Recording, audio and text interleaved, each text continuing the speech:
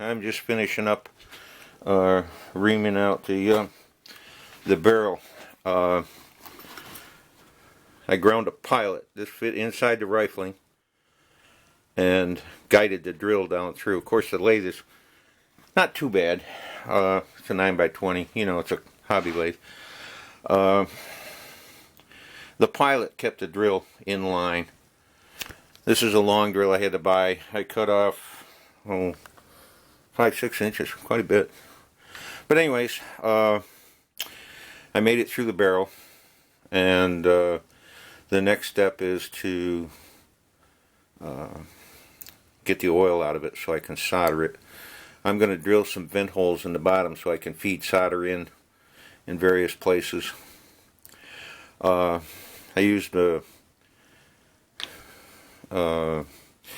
my die grinder mounted on the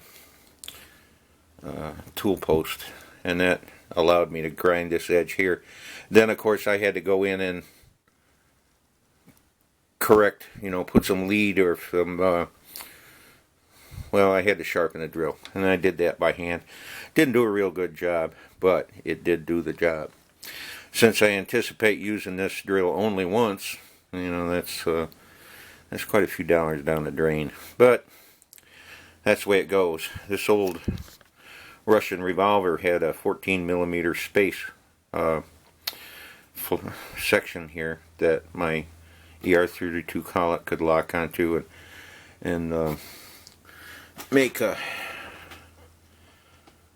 good turn. As you can see, there's the front sight mount.